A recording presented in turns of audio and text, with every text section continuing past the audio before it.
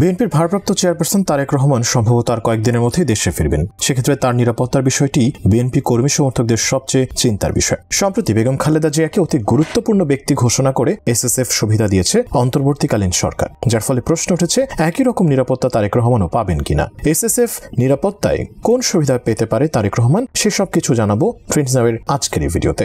BNP chairperson Begum Khaleda জিয়াকে সরকার VVIP ঘোষণা করার পরে ঢাকার এভারকেয়ার হাসপাতালে তার নিরাপত্তায় স্পেশাল সিকিউরিটি ফোর্স বা এসএসএফ সদস্যরা কাজ করতে শুরু করেছে। এসএসএফ অধ্যাদেশে খুব গুরুত্বপূর্ণ ব্যক্তিকে শারীরিক নিরাপত্তা দেওয়ার বিষয়টি বলা আছে। ওই একই অধ্যাদেশে ভিভিআইপি মানে রাষ্ট্রপ্রধান, সরকার প্রধান ছাড়া বিদেশি রাষ্ট্র ও সরকার প্রধান কিংবা সরকারি প্রজ্ঞাপনের মাধ্যমে গুরুত্বপূর্ণ ব্যক্তি হিসেবে ঘোষিত অন্য যে কোনো ব্যক্তির কথা বলা হয়েছে। এখন প্রশ্ন হলো, খালেদা জিয়া ভিভিআইপি হিসেবে এসএসএফ সুবিধা পেলে তার আওতায় তারেক রহমানও আসবেন কিনা, অর্থাৎ দেশে ফিরলে তিনি এসএসএফ সুবিধা পাবেন কিনা।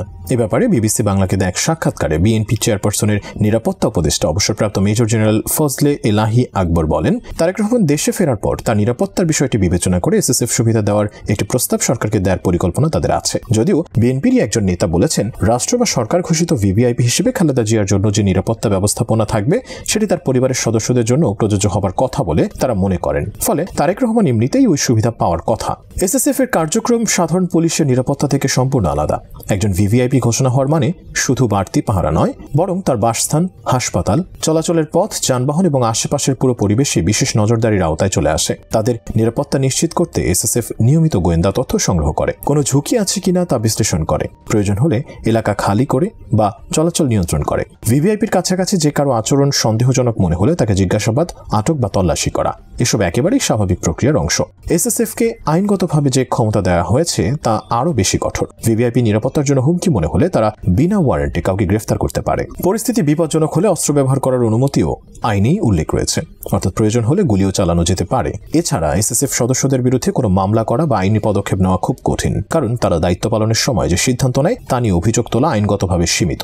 ফলে ভিভিআইপি নিরাপত্তা কার্যত শক্তিশালী, বাধাহীন ও সর্বোচ্চ অগ্রাধিকার প্রাপ্ত। এমন নিরাপত্তার আরেকটি বড় দিক হলো ভিভিআইপির আশেপাশের পরিবেশ পুরোপুরি নিয়ন্ত্রিত থাকে। কে দেখা করবে, কখন দেখা করবে, আশেপাশে কারা থাকবে, কোন রাস্তা দিয়ে যাতায়াত হবে, এসব বিষয় এসএসএফই ঠিক করে। কোনো ঘটনা বা রাজনৈতিক উত্তেজনা দেখা দিলে তাদের নিরাপত্তার ধরন আরও বেশি কঠোর হয়। এমনকি হাসপাতালে ভর্তির সময়, বাসায় থাকাকালীন কিংবা কোনো অনুষ্ঠানে গেলে সব জায়গায় বিশেষ নিরাপত্তা বলয় তৈরি করা হয়, যাতে সম্ভাব্য হুমকির একটু সুযোগ না থাকে। জেনারেল এরশাদের শাসনামলে রাষ্ট্রপ্রধানের নিরাপত্তা নিশ্চিত করার জন্য প্রেসিডেন্সিয়াল সিকিউরিটি ফোর্স গঠন করা হয়েছিল। পরে 1991 সালে সংসদীয় পদ্ধতিতে ফেরার পর প্রেসিডেন্সিয়াল সিকিউরিটি ফোর্সের কাজগুলো প্রেসিডেন্ট গার্ড রেজিমেন্ট আর স্পেশাল সিকিউরিটি ফোর্স বা এসএসএফ কাজ করে থাকে।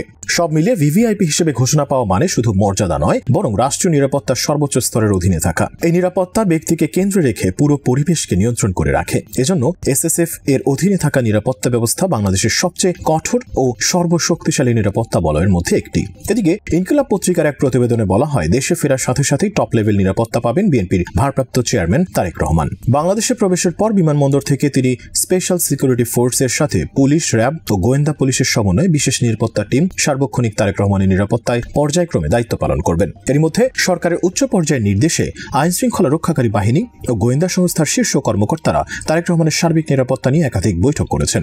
বাংলাদেশের ভেতরে তার নিরাপত্তার কোনো ঝুঁকি বা হুমকি নেই বলে জানিয়েছেন গোয়েন্দা কর্মকর্তারা। গোয়েন্দা সূত্র জানিয়েছে, তারেক রহমান দেশে ফেরা নিয়ে নিরাপত্তার শঙ্কা নেই, তার ব্যক্তিগত কোনো নিরাপত্তার শঙ্কাও নেই, তিনি সর্বোচ্চ নিরাপত্তা পাবেন। নিরাপত্তা বিশ্লেষকরা বলছেন, দেশের জন্য এই মুহূর্তে বিএনপির ভারপ্রাপ্ত চেয়ারম্যান তারেক রহমানের জন্য বিশেষ নিরাপত্তা ব্যবস্থা করা অত্যন্ত গুরুত্বপূর্ণ। দেশে এলে তার জন্য বিশেষ নিরাপত্তা ব্যবস্থার পদক্ষেপ নিতে হবে। এটি কোনো ব্যক্তি তারেক রহমানের নিরাপত্তার বিষয় নয়, এটি কোনো দলের নেতা হিসেবেও নয়, জাতির অপরিহার্য নেতা হিসেবে তার নিরাপত্তা ব্যবস্থা প্রয়োজন। এই মুহূর্তে দেশে নেতৃত্ব শূন্যতা বিরাজ করছে। পুলিশ সদর দফতরের একজন দায়িত্বশীল কর্মকর্তা ইনকিলাব পত্রিকাকে বলেন, তারেক রহমানের নিরাপত্তা নিয়ে কোনো ঝুঁকি নেই। এই বিষয়ে আমরা বিভিন্ন সংস্থার কর্মকর্তাদের সাথে একাধিক বৈঠক করে এবং তদন্তের মাধ্যমে তথ্য সংগ্রহ করেছি। বাংলাদেশের কোটি কোটি দেশপ্রেমিক নাগরিক তারেক রহমানের জন্য কাজ করছেন।